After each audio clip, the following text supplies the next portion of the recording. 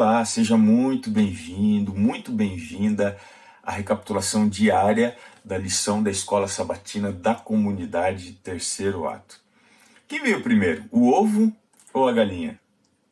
Essa pergunta você já deve ter ouvido muitas vezes e ela sempre é usada para se referir a um mistério sem solução, para não saber alguma coisa da sua origem ou como resolver um problema. Bom, quero te dizer que, segundo cientistas das universidades britânicas de Sheffield e Warwick, a resposta para esse enigma é muito fácil e clara, segundo eles, que fizeram uma descoberta interessante de que o ovo ele depende da galinha para vir a existir. Isso porque existe uma proteína que está dentro do ovário da galinha que é responsável pela formação da casca e o endurecimento dela. Que coisa óbvia, né? Mas, segundo a ciência, essa proteína chamada ovocledidin 17, conhecida como OC17, ela é um catalisador para acelerar o desenvolvimento e endurecimento da casca, e isso só se encontra no ovário. Portanto, a galinha veio primeiro. Desfeito o mistério? Bom, quando a gente estuda a Nova Aliança, a gente tem um enigma parecido. Quem é que veio primeiro, a Nova Aliança ou a Antiga Aliança? Talvez você apressadamente responda, não, a Antiga Aliança, porque ela é antiga, a Nova veio depois, enfim. Existem dois profetas que falam sobre a Nova Aliança, Jeremias e Ezequiel. E eu queria que você me acompanhasse no livro de Jeremias. Olha o que diz aqui no verso 31 do capítulo 31 de Jeremias. Eis aí vem dias, diz o Senhor, em que firmarei nova aliança com a casa de Israel e com a casa de Judá. A expressão nova no hebraico é a expressão kadash no hebraico, que significa não um novo inusitado, um novo renovado.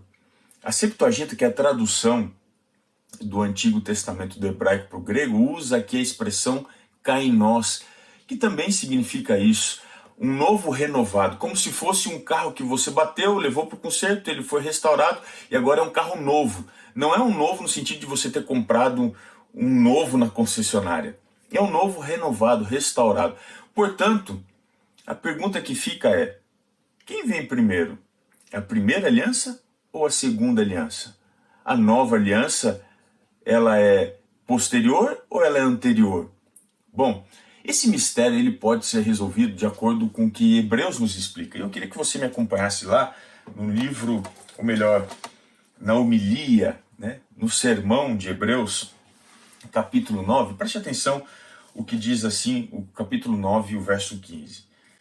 Por isso mesmo, ele é o mediador da nova aliança, a fim de que, intervindo a morte para a remissão das transgressões que havia sobre a primeira aliança, recebam a promessa da eterna herança aqueles que têm sido chamados. Verso 16. Porque onde há testamento, é necessário que intervenha a morte do testador, pois um testamento só é confirmado no caso de mortes. Preste atenção no seguinte, a palavra aliança, sinônima, a palavra testamento, significa derramamento de sangue, morte.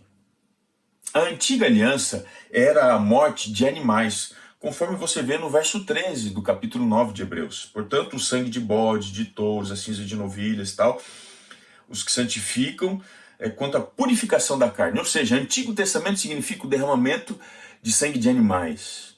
Nova aliança, conforme Jesus diz na ceia, antes da sua morte, naquela quinta-feira, eis o cálice da nova aliança. Isso é o símbolo da aliança que eu faço com vocês. A nova aliança seria o derramamento do sangue de Cristo. A antiga aliança, derramamento do sangue de animais. E eu te pergunto, quem é que veio primeiro? O derramamento do sangue dos animais ou o derramamento do sangue de Cristo? Se você for olhar na cronologia histórica, você diria, não, primeiro veio o derramamento do sangue dos animais. Mas eu queria que você visse o que Pedro afirma na sua primeira carta, capítulo 1, o verso 19. Diz assim, mas pelo precioso sangue, como de cordeiro, sem defeito e sem mácula, o sangue de Cristo, conhecido com efeito antes da fundação do mundo, porém manifestado no fim dos tempos por amor de vós. A primeira aliança é a nova. O sangue de Cristo ele não vem depois. Ele foi oferecido antes. Antes de Deus ser criador, ele já era redentor. Portanto, a nova aliança é uma novo de algo que já existia. E o que já existia primeiro, antes de tudo, era o plano da redenção.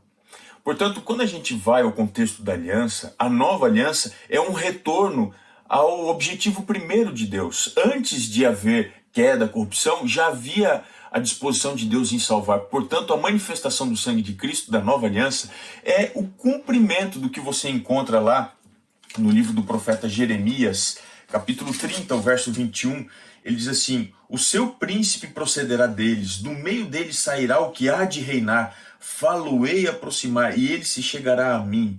Observe, a diferença da antiga aliança para a nova aliança é que Deus muda o mediador. Não seria mais um ser humano, não seria um agente, um profeta, como fora lá no princípio Adão, depois Abraão ou Noé anteriormente, depois Davi e tantos outros. O mediador da aliança agora seria aquele que é o primeiro de todos. É o Cristo. E essa aliança é muito especial porque seria mediada através do sangue que ele derramaria na cruz do Calvário. E quais seriam os efeitos? Basicamente alguns aqui que você pode observar. Através desse sacrifício, desse derramamento, todas as pessoas o conheceriam. Seria um conhecimento universal. Coisa que você observa aqui no livro do profeta Jeremias, capítulo 31. Você diz assim: essa aliança firmarei com a casa de Israel depois daqueles dias. Na sua mente lhes imprimirei minhas leis, também no seu coração as inscreverei. Eu serei o seu Deus e eles serão o meu povo. Ezequiel também comenta isso no capítulo 37. Ele diz assim: o meu servo Davi reinará sobre eles, todos eles terão um só pastor, andarão nos meus justos juízos, guardarão os meus estatutos e os observarão. Farei com eles aliança perpétua. Será aliança perpétua e estabelecê-los-ei e os multiplicarei, porei o meu santuário no meio deles para sempre.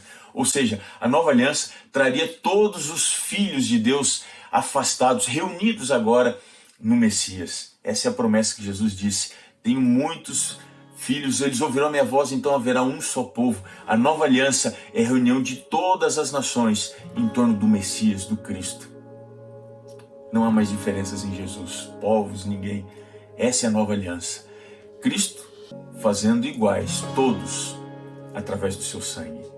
Você hoje tem paz por causa do sacrifício da cruz. Continue nessa jornada da aliança.